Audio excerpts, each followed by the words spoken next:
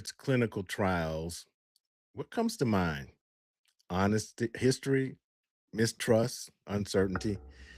But now here's the truth. Diseases like prostate cancer continue to impact men every day, and research can save lives. So, what protections exist today? And what should every man know before saying yes or no to a clinical trial? This is a conversation we're having on the podcast today. Stay with us. Don't miss it. We'll be right back. We have a confirmation with a second opinion that he definitely has prostate cancer.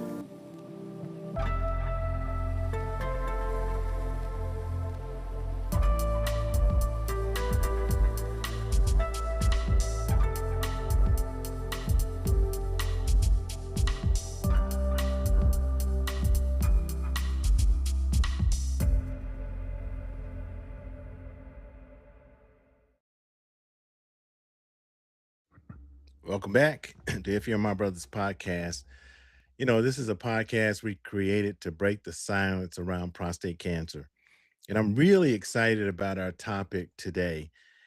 This episode, by the way, is part of our Black History Month series. And we're real fortunate to have a very special guest. I'll be introducing her in just a second. I'm Reggie Hicks, your host, and welcome to everyone watching on YouTube, Facebook, LinkedIn Live, and also to those listening on your favorite podcast platforms. We want to invite you in and also ask you to share, always subscribe, and engage with us. It's so important that you do so. Before we bring our guests on for today, I did want to say to everyone men that are watching about PSA and the PSA anticipation, because I went through that just a couple of days ago. So, just an update for those of you who may be tuning in for the first time. I'm a prostate cancer survivor. If you go to our website, ifyouaremybrothers.org, you can get out my full story. But I was a survivor and I had it removed, my prostate removed. Everything was okay until about a year ago when I had what they call a biochemical reoccurrence, which means that the prostate cancer had returned. That's how I kind of interpreted it. Um, my PSA was gradually going up. I ended up doing 37, I think it was, treatments of proton therapy here in Atlanta. And every 3 months since then, I have my PSA is checked. And thank the Lord, it was undetectable once again. So I just want to say to men out there, particularly survivors or those who've had treatment and you're kind of holding your breath every time you're looking to get your PSA, that it's going to be okay. And even for those who maybe not have yet gotten treatment, but you're waiting for that PSA, is it going up? Is it going down? What's it doing? I know how it is. I know going to my chart or some men I talk to say they won't even go to my chart. They'll just wait till the doctor comes and calls them or somebody reaches out. But I'm the one that goes, I go to my chart and you click on that button to see what the test results are. And it's always, it's anxiety at its highest. But I'm happy to report that I'm still undetectable, and I continue to pray that that's what happens the next 3 months. And it also, I continue to pray for you if you're going through this, that you are undetectable as well. Now, enough about me. Joining us today is Dr. Monica Webb Hooper.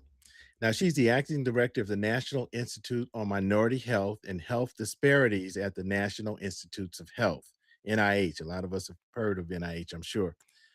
In her role, she brings international recognized expertise in translational behavioral science, clinical health, and clinical health psychology to the Institute's mission of advancing research on health disparities and developing effective interventions in community and clinical settings.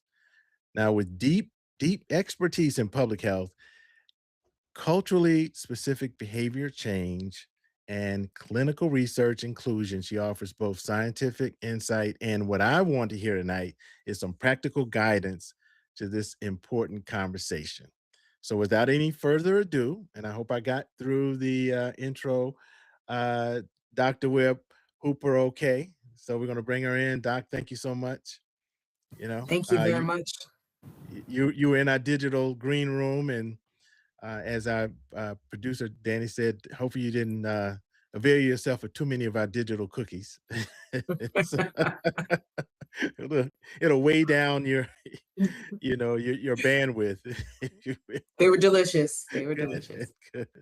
So I just want to thank you for being a part of this conversation. I'm really interested in clinical trials. I will tell you, just to give you a little background, that part of my journey was with my fraternity brother. I'm a member of Alpha Phi Alpha, um, who was diagnosed with prostate cancer, pretty aggressive.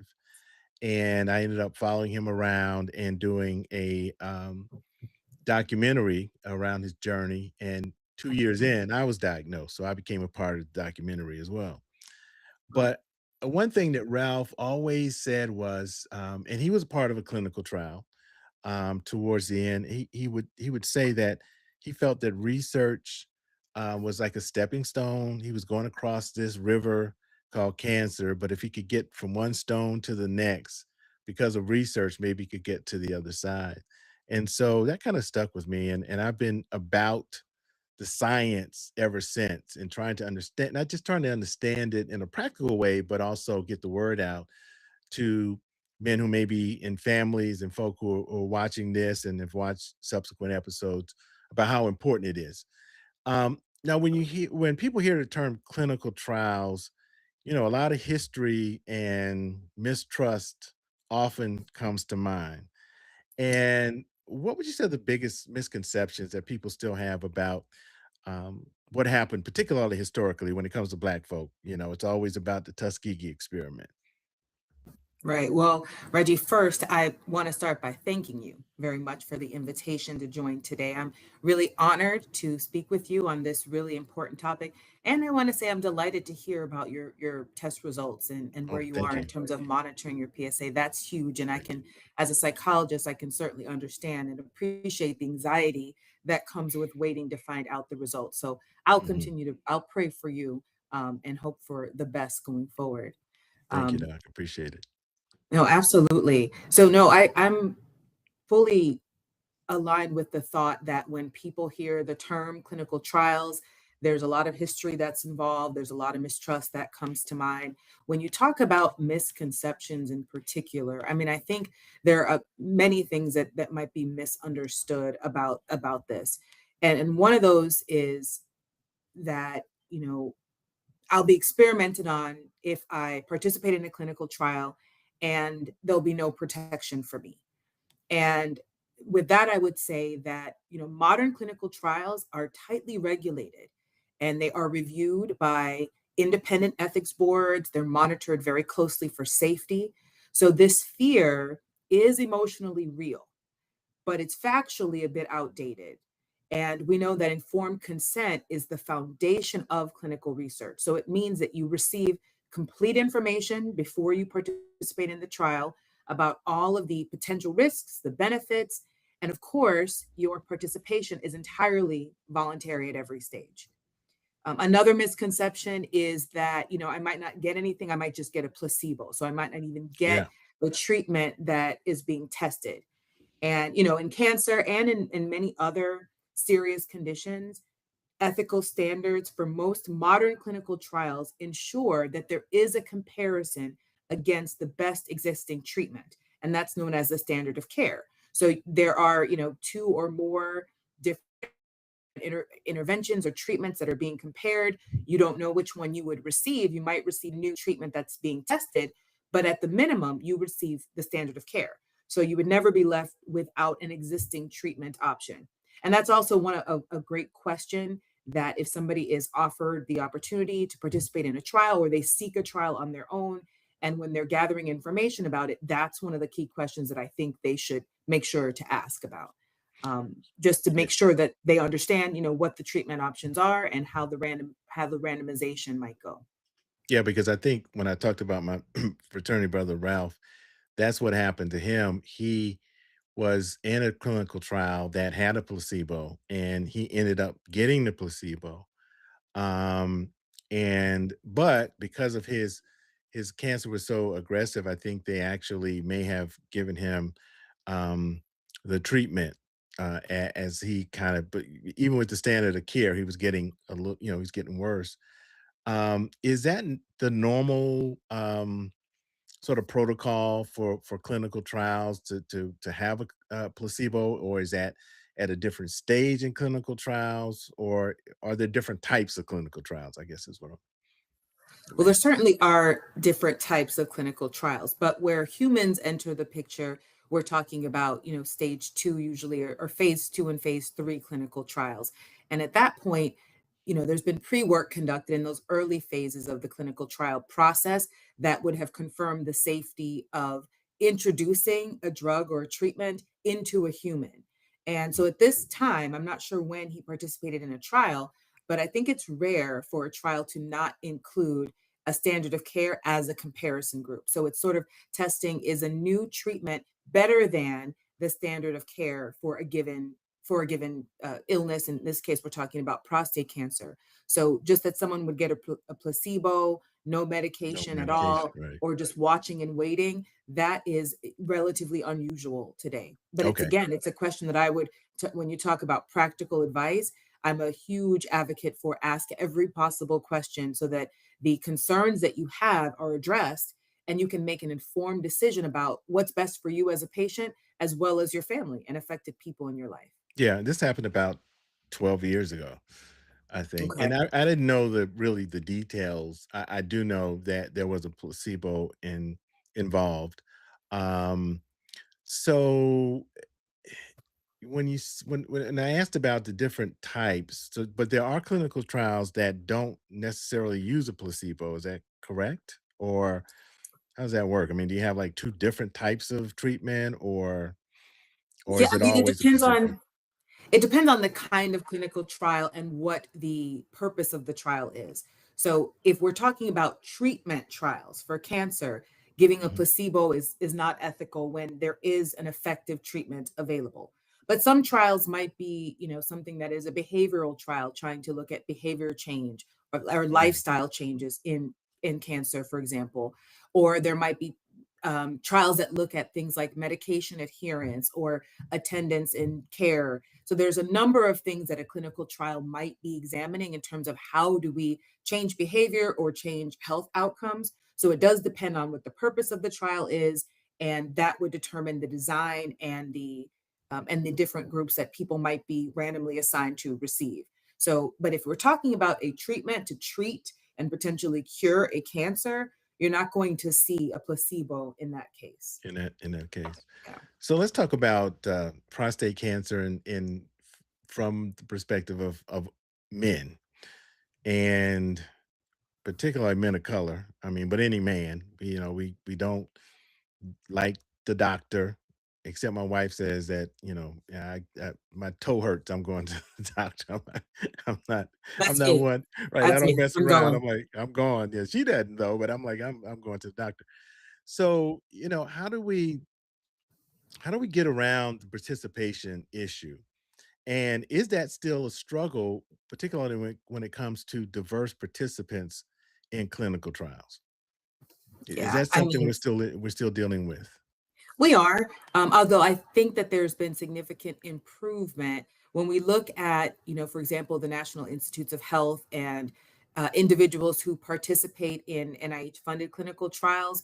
The kind of proportion, if you're thinking about Black people, roughly across all kinds of trials, so I'm not talking about cancer trials in particular, kind of approximates the proportion in the population. But there is still a struggle to enroll participants in trials, and I would say that the clinical trial enrollment, it's very important that there are participants from a variety of backgrounds. It's an ongoing challenge, Mhm. especially in some areas that we really have to address directly because, research that doesn't include all populations may not fully benefit all populations. And Right. here's what is at stake scientifically in the topic of prostate cancer. Black American men are, as you know, more likely to develop prostate cancer than men of any other racial category. And so much more research is needed to understand and address the high prevalence of prostate cancer in Black men. And this remains one of the most important unaddressed health disparities in the United States. And I think, a primary reason that this issue persists is rooted in challenges that I think happen at more than one level. If you think about Mhm. it at the individual level, it might be because people are unaware that a specific clinical trial is even being conducted, or have difficulty or just unawareness, lack of awareness about how to find a clinical trial, for and maybe someone might not even be eligible. Not all trials are available in every community. Of course, there are also individual concerns about being somebody's guinea pig. Um, and then at the systems level, or the level of the scientists that are conducting the trials, sometimes Mhm. these studies may not be conducted in ways that resonate with patients, or they may not be accessible to all communities. And whether that's due to lack of community engagement, trials not being designed with all populations or specific populations in mind from the outset, Mhm. or maybe because they have really complex protocols. So I think a really big part of the issue with the lack of enrollment among Black individuals that actually seems to be less recognized, but I think it's actually pretty simple, is that nobody asked them, plain and Yeah. simple. And Yeah. when I worked in university settings, I used to say all the time, if you want more Black people to enroll, first, ask us. And second, make it make sense for us. When I think about this topic and talk about it, I think we need to approach it a little bit differently. We need to increase the focus on why individuals do enroll in clinical trials, because contrary to Mhm. the myth, Black Americans do in fact participate in research. Right. My own research program on health behavior change and disease prevention has shown this for a long time, the work of many others. We would not have a national institute on minority health and health disparities if we couldn't get people to participate in the Participate. studies, Right. right? So it's interesting, though, that the reasons that patients do participate in clinical trials are actually researched less frequently than studies that look at the obstacles or the barriers to participating. And these are things that we can address. So things like, if people have positive staff interactions, if there are research staff that reflect or understand the community, if the protocols are simplified, Mhm. if the flexible schedules are possible, convenience. Of course, access to cutting edge care is also a reason. When people find out that they could get access to cutting edge care, there's no cost for the medication or the treatment if you're in a trial. Right. And the opportunities for frequent monitoring and follow-up care, people want that. You're going to have follow-up if you're in a study. And it might be easier to access that frequent monitoring than if you weren't in a study, actually. And I think also when people learn that they understand that there are research protections to assure patient safety. Those are all reasons that we find that people do participate in trials. And of course, when we're talking about these biomedical trials, safety, few or minor side effects are very important considerations. I want to tell you about one study that's Mhm. related to the question that you've asked.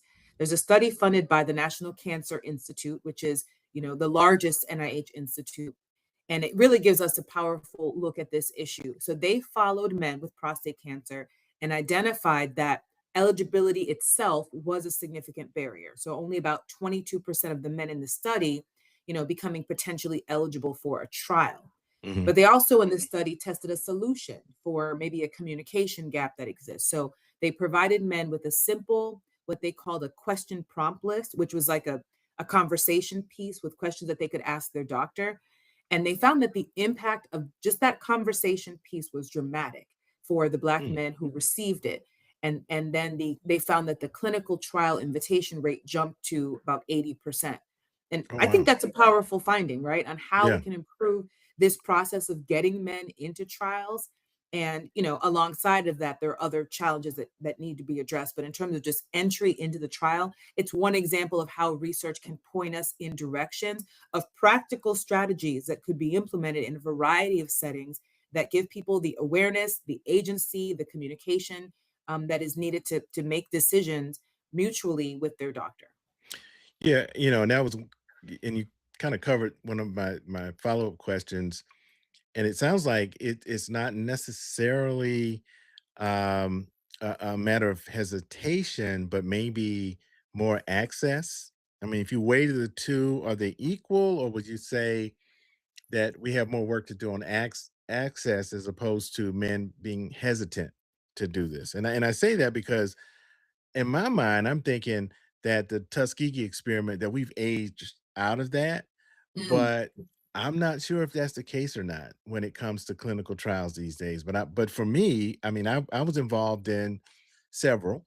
One that didn't really, have me to take anything or do anything other than when I had my prostate removed, it went to a tissue bank and became part of a national tissue bank to for research.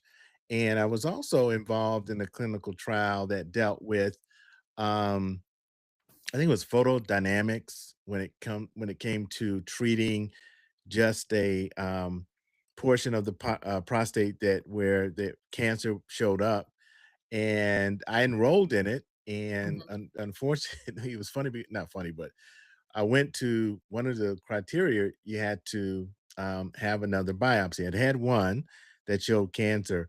When I went to have the second one for the clinical trial, it came back negative, which was great news for me. I was like, wow, it's like nothing showed up. They went in the same areas and everything, nothing showed up. And so I did not qualify for this particular clinical trial. It was through my doctor's office. And unfortunately, my third biopsy showed, that there was cancer that was still there. mhm, But I didn't really even think about the whole thing where, so it's treatment based and I didn't have to take anything, but I didn't really think about, Tuskegee in my mhm. decision. And is that still something that we're still dealing with? I think so. There's mixed views on this, and there's the studies that have looked at this exact question you're asking about how is Tuskegee top of mind, particularly for Black patients or Black Mhm, people who might participate in a study, and it's sort of mixed, where some investigators have found when asking these studies this question in the context of a focus group study or some other survey type study, and some find that Tuskegee is really not an issue that is making a determination for people about whether they would participate in a trial. We do know that Tuskegee Study, which is the U.S. Public Health Service of untreated syphilis at Tuskegee, it's one of, hands down, one of the most infamous examples of institutional betrayal, and it has fueled deep distrust in science and healthcare, particularly among Black Americans. In the research that I've conducted, so I worked on a study where we were looking at the issue of community trust in a predominantly Black community in the Midwest. And we went out and we conducted sort of listening tours in different neighborhoods to understand factors that might be associated with participation in clinical trials. mhm. Tuskegee did come up. Tuskegee came up in almost every session. Someone Wow. mentioned it as something that was important, or something that they thought about. But I don't think it necessarily reflected their willingness to participate in the trial if the researchers could demonstrate trustworthiness and genuine engagement had occurred with the people who might have the least confidence, and if there was clear value of the research for the individuals. But we can't ignore that this kind of skepticism, which is very valid, has created mistrust or unease for many individuals. Yeah. How do you say trustworthiness? How do you show that when you're kind of dealing with someone who just thinking about a clinical trial, particularly when it comes to people of color? Yeah, trust is one of those fragile, underappreciated psychological constructs that you really have to earn. And once it's broken, it's very difficult to repair.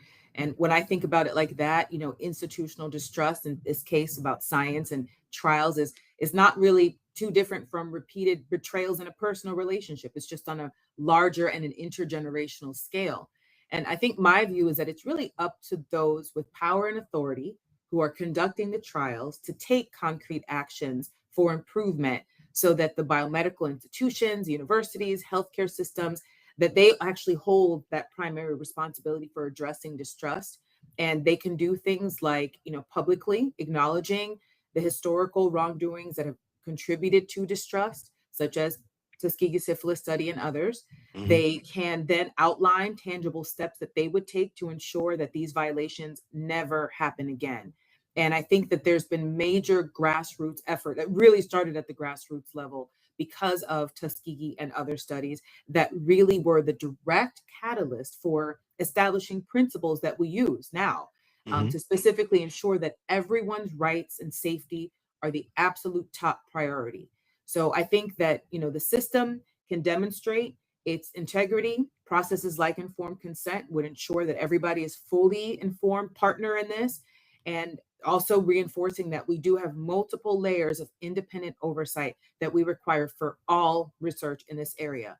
And, but honestly, Reggie, building trust is, because it's so fragile and it's been broken, it will require really hard work, and showing that trustworthiness, genuine engagement, transparency with the people who we want to participate in the studies. And just one more question on this. I'm just curious, in your mind, how far did Tuskegee set us back when you talk about people of color in clinical trials?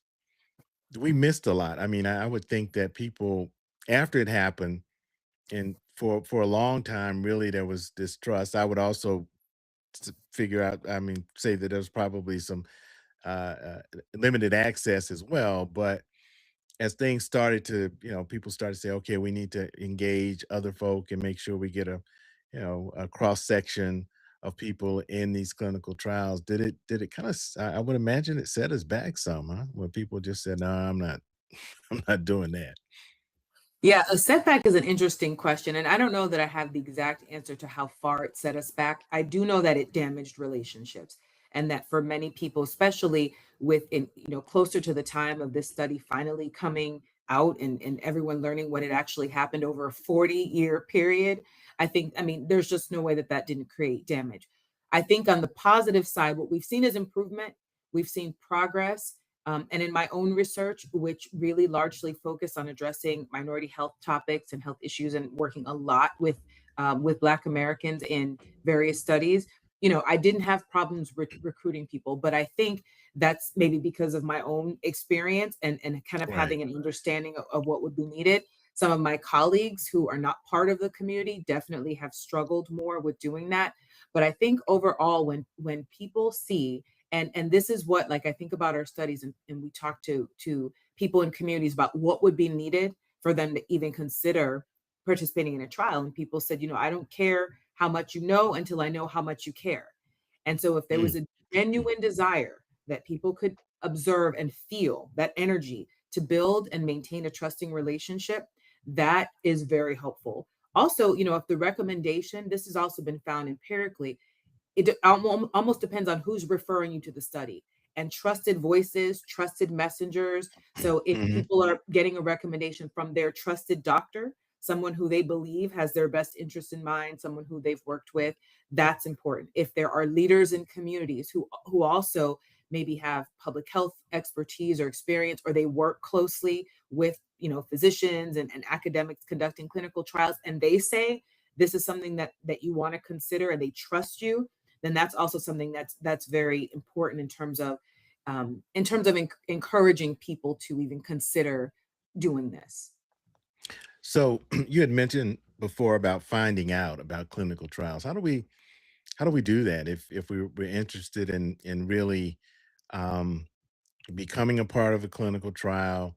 I mean, I've ridden the train here to Atlanta. I've seen some stuff up that says, "Hey, if you're this, and this, call this number, and we're conducting a clinical trial." Um, and also, I wanted to ask too. I know some people sometimes think that if clinical trials are sort of the last option. I've run out of options of treatment, so now I'm going to the experimental route. But there are also clinical trials where people are needed who are not necessarily at a particular, have a particular disease, or that may be healthy. Um, so how do we find out? How can we get involved on both ends? Someone who just wants to make a difference, or someone who maybe is saying, I'm kind of at my, at the end of treatment options that are available. Maybe I need to do this, if only just to help others. Yeah, I think I'll answer the second part of your question first. That is one of the misunderstandings, is that trials are for people who are out of options. And you're correct that many trials are for people with either early stage of a disease or healthy volunteers. And some of those trials also have provide access to cutting edge treatments that might not be widely available. Or there's studies on the prevention side of things. And that's usually where my own research fell. So I want to understand maybe risk factors for a disease, things that people can do if they change behavior. I did a lot of work in Mm, tobacco cessation and weight mhm. management, things that people can change to hopefully prevent the onset of a disease or diagnosis. And for that, we wanted healthy volunteers who may be at risk for, a future chronic illness. So Right. you're right that it's not only for people who are out of options. In terms of how do you find out about clinical trials, I would encourage the going to I guess a couple things. Clinicaltrials.gov, Okay. www.clinicaltrials.gov, to find out what trials are going on in a variety of spaces or kinds of diseases. You can certainly look for prostate cancer studies on clinicaltrials.gov. More specifically, someone could visit cancer.gov/clinical trials. So www.cancer.gov and then /clinical trials. And then for people who'd rather speak with someone directly, they could call 1-800-4-CANCER and Okay. speak with a trained specialist who could help identify possible trials in their area. Okay. Yeah. Um, what questions should, every man feel comfortable asking, if they're interested? We talked about what kind of clinical trial is it? Is there a placebo involved? What are some of the other questions that once we, decide, hey, this might be something I'm interested in being a part of? Yeah, I think, and especially for men and for Black men, I speak a lot to Black men Mhm. in my personal and in my professional life. And, I think my thought is that first we need to get men into regular annual visits with their primary Yeah. care. Yeah. And that they really should not skip those visits, and they really should go, and they would need to have all the labs done, all the blood work, and so that they make sure that they're staying on top of their health. And sometimes we have to push men to make sure that they're staying on top of it, but that is critical because this is curable, especially if it's caught in the But early. earlier stages. Hmm. So that's very important. The other thing is, I think it's really important that we are active in our decisions that affect our health.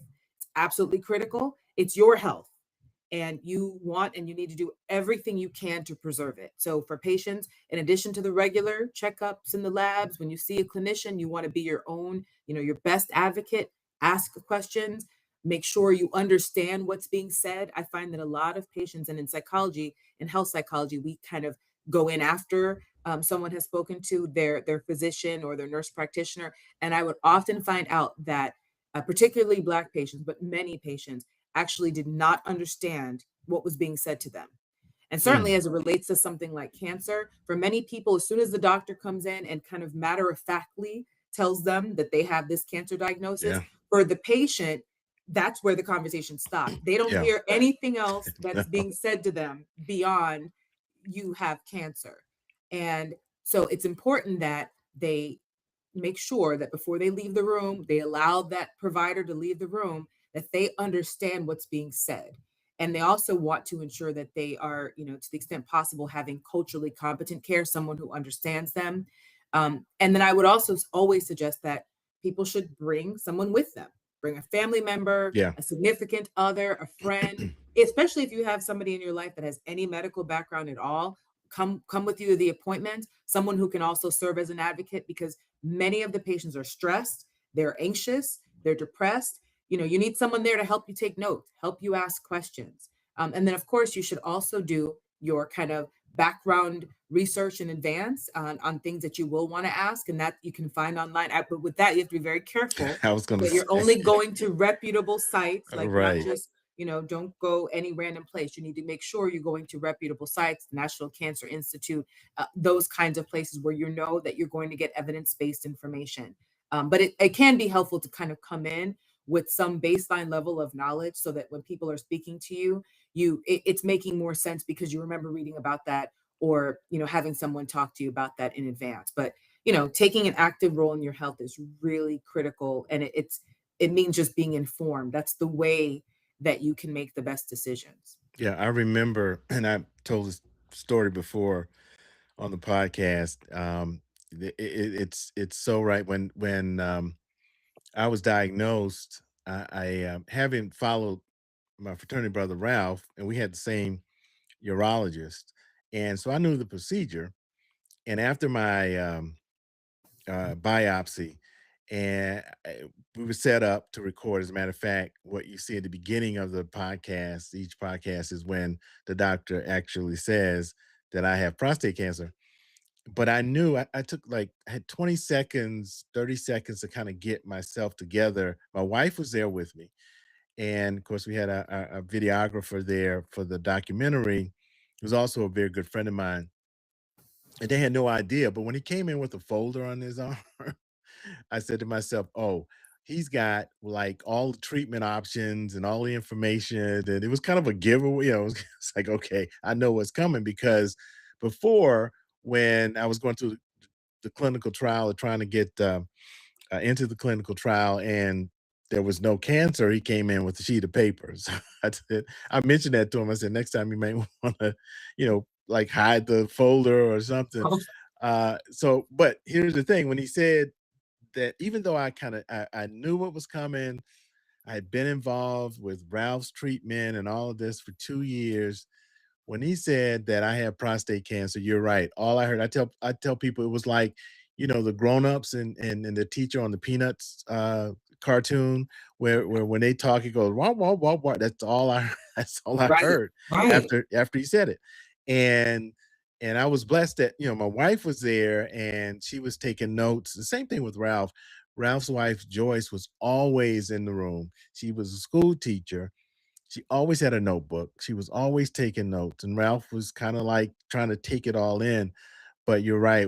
You can't. I mean, emotionally, you're Yeah. pretty much somewhere else when Right. you're going through this. So that's really important if you could have somebody there with you. Now, and I have a question, and you're dealing, particularly with black men. And this is my question: Why are we knuckleheads when it comes to health? You want to get me in trouble. No, I want to be real. What is wrong with us? I don't know. It's I mean, nothing's wrong with and men you. in You're general, we're just amazing. You're all knuckleheads. amazing. Nothing is wrong. It's just that for some people it is fear of finding out bad news. For some people it is making the time to actually go in, and especially if you feel good, you feel healthy, you don't think Yeah, anything is wrong. You may not understand the importance of those kind of silent things that could become a major issue, even something like high blood pressure, hypertension, that yeah, you wouldn't necessarily be able to just detect very easily. So I think for healthy people, they just sometimes don't make the time to go. And that can result in some delayed care and delayed screening, which can really make a big difference. So I think we need to make sure, especially in families, that we're talking about health. And I find sometimes in Black communities, I don't want to stereotype us because we are very diverse right, with what's going on in our families. But in many cases, there is a hesitation to talk about health, and to talk about health problems. Sometimes people kind of keep things quiet, even if there is something going on.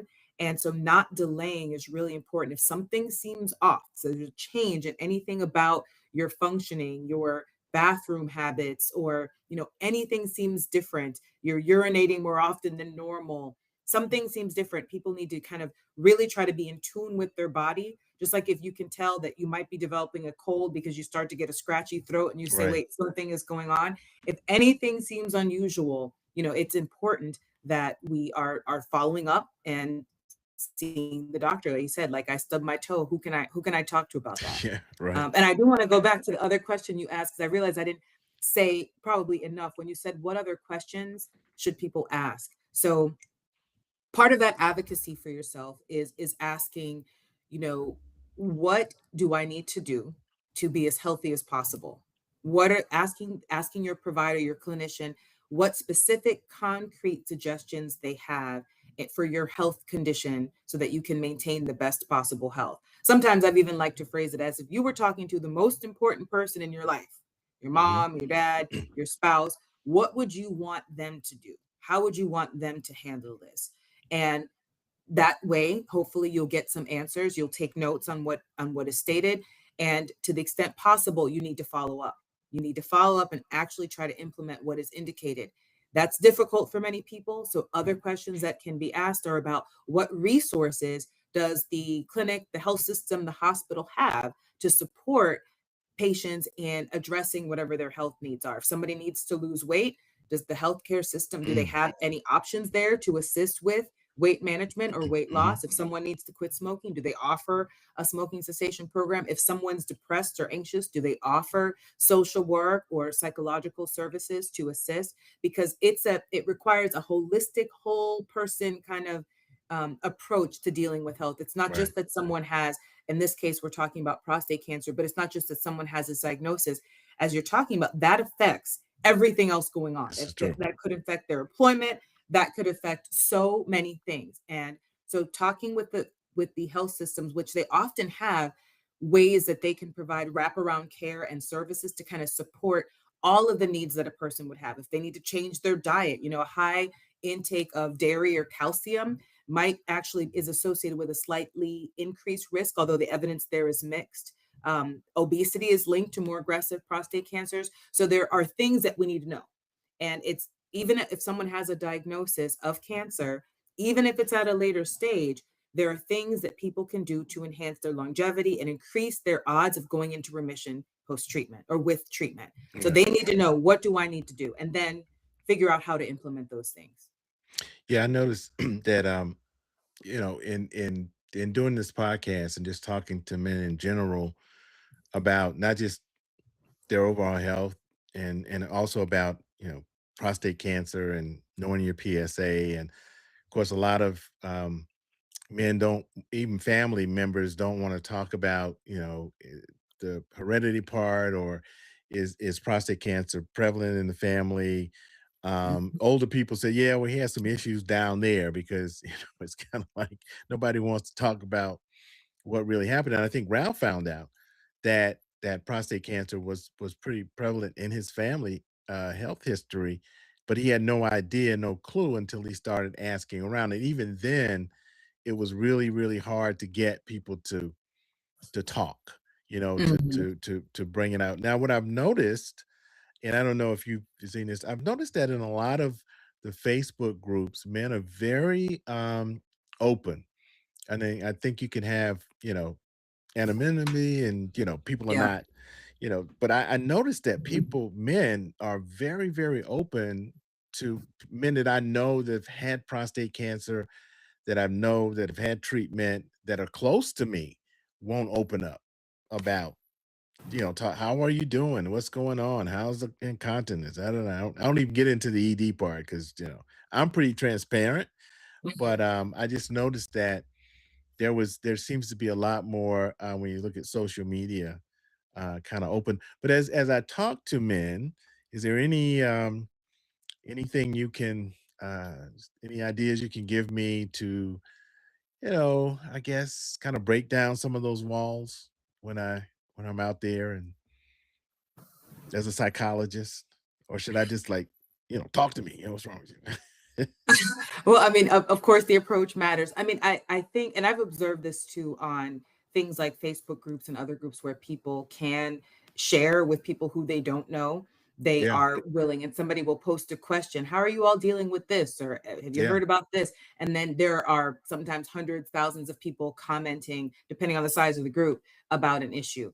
And I think and there is evidence that sort of social media can actually serve as an intervention forum. The challenge though is making sure that you are getting the right right information information. and that people are not spreading misinformation or things that are just not based on any evidence. So I would encourage everyone who is willing to communicate, if that's the forum that they feel comfortable, that's fine. You probably would hear something that sounds interesting and you should follow up on that by, again, taking a look at what the evidence base is, going to, for example, the National Cancer Institute or another, oftentimes the federal sites have evidence-based information, or if it's one of the really well-known universities or something like that, to actually find out what the evidence actually tells us about this issue, because sometimes there'll be a grain of truth to it, but Yeah. not really. So, Yeah. but having the conversation and being willing to talk about it's important.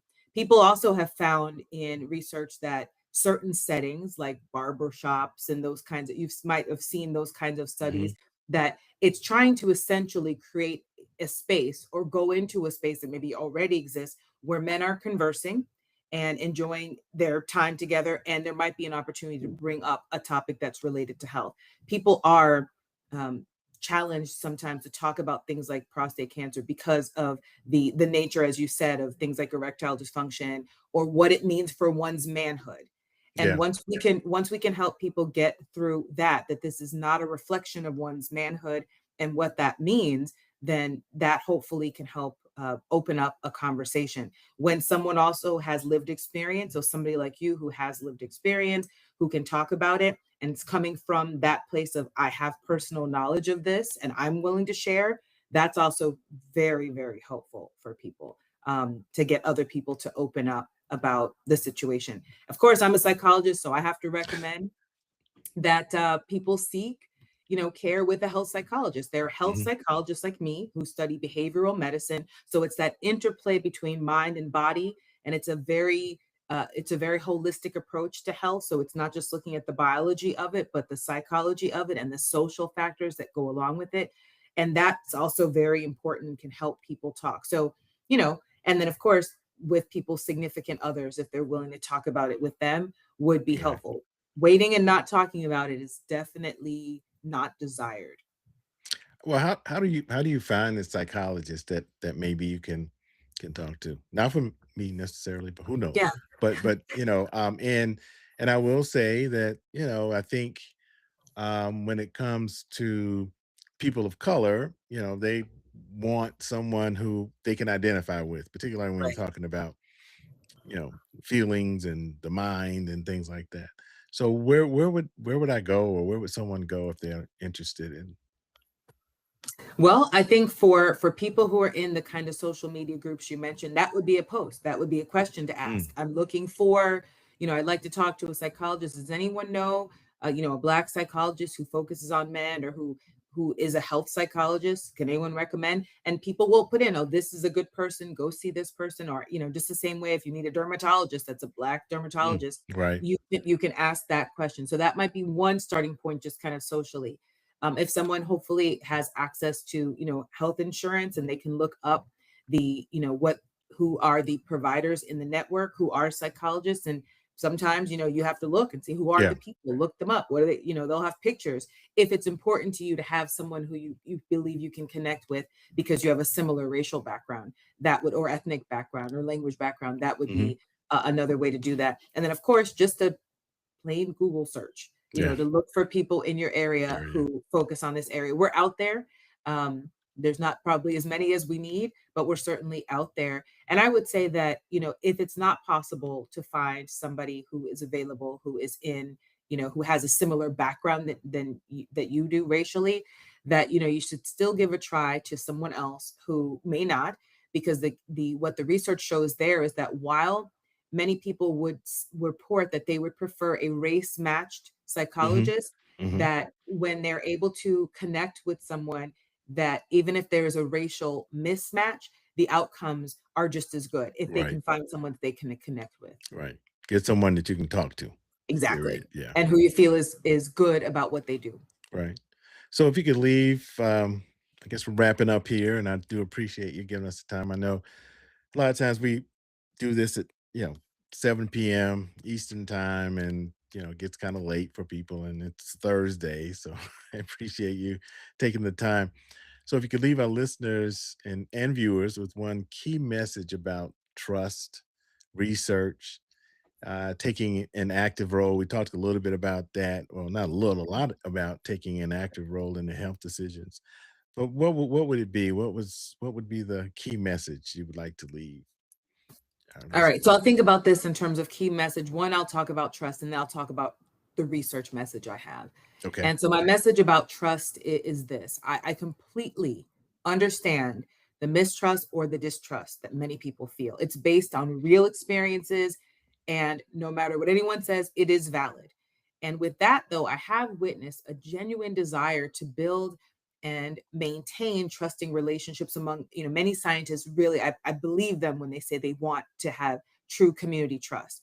So Mhm. it's important that somebody who is considering joining a trial or is invited to enroll in a trial listens very carefully with respect to the purposes and the goals of the study, that they read all of the documents that describe the study, including the consent form, and that you ask enough questions to be comfortable participating, and that you believe you can trust that your health and your interests are being protected. Your trust must be earned. And I guess my message about research is that clinical trials really are the engine that powers medical progress. So for the NIH to ensure that new treatments are safe and effective for, your sons, brothers, fathers, it is essential that Black men who face the highest rates of prostate cancer participate in this research. And it's not true that Black Americans or Black men do not participate in research. Some of my most cherished participants who I'll always remember, who put in a great deal of effort into the studies that my group was conducting, were Black men. And it Mhm. was an honor for me to have them join and to see their health improve in a short time. And we do have these really rigorous systems of protections that come from major grassroots efforts from the community that help hopefully gain trust. And many people, including our men, are having positive experiences. Wonderful, wonderful. Well, we want to thank you, Dr. Webb Hooper, for joining us, and also for the work that you do and continue to do. It really is important, and I'm hoping that those that listen and see this podcast will get involved, because it is a team effort. We all have to do our part, and I just thank you for being there for us and taking the time to talk to us this evening. You are so welcome. It's been an honor.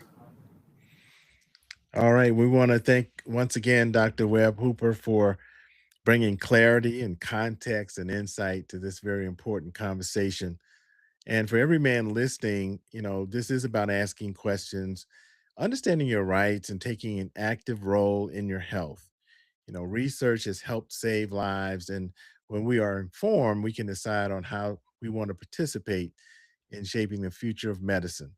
And we're empowered to make that decision that can protect our health and our future. So if this conversation has helped you, share it with a brother, father, son, friend, colleague. And you can also visit our website at ifyouaremybrothers.org. That's ifyouaremybrothers.org to learn more about our documentary that we're working on. I talked a little bit to the doc about that, our podcast series, and our community engagement work, which is so important. If You Are My Brothers, by the way, is a nonprofit 501c3 project of Straight Street Media, and Straight Street is dedicated to turning prostate cancer awareness into health action. We like to call it not health, it's health awareness, but it's also health action. That means doing something like knowing your PSA and knowing your PSA. Keep saying that, right? So you can support us in our efforts. We have a number of options available. And there you see on the screen. Thank you, Danny. And also, you have in our show notes, you'll be able to see the link as well. Now, I always say when you make your contribution, we want to thank you for keeping this podcast on, for being a part of the documentary, and also our community engagement. But we also have I feel like I'm on PBS, which I've done in the past, by the way. So here is our wonderful, thank you, Danny, mug. See, it's the If You Are My Brother's mug, and it's yours when you make your contribution in any amount. So we appreciate it. And as you saw on the screen, there are a number of ways for you to do that. And we want to thank everyone for making a contribution and making this project happen. And also thanks to Atlanta Brand Central for providing our new mugs. Thank you very much, Daryl, for all you do. It's Atlanta Brand Central. We also have a link in our show notes to Atlanta Brand Central as well. Now, a reminder that the audio version, the podcast version of this episode will be available on March the 4th. That's next Wednesday, if I'm not mistaken. It'll be on Apple, Spotify, all the major platforms, wherever you listen to your favorite podcast, we'll be there. So you might want to listen for that, look for that, like that, and share and subscribe. Very special thank you to our producer, Danny Garcia Pozo, who's back there punching all the buttons and making us look and sound good. And also Zach Reynolds at Borkhouse Productions for our opening that you see on each one of our episodes. I want to thank him as well. You know, finally, remember this podcast is not a replacement for your medical team. We want to always tell you, always talk to your healthcare provider for that. And I guess that's about it. Oh, one other thing, I want to remind you, we talked a little bit about Facebook groups. So we're starting a Facebook group, the If You Are My Brothers Facebook group. It'll be up on the website tomorrow. If you want to join us, you can also look for us on Facebook, If You Are My Brothers Facebook group. We'd love you to join. Uh, and get involved in the conversation. We'll also be sharing information about future episodes and our community engagement efforts, and also what's happening with our documentary as well. So join the If You Are My Brothers Facebook group. Hope to be communicating with you there as well. So until next time, if you are my brothers, please share this message. If you are my brothers, know your PSA. And hopefully, prayerfully, we'll be back again in a couple of weeks. Thank you again for being a part of the If You Are My Brothers podcast. Take care. Stay healthy. Peace.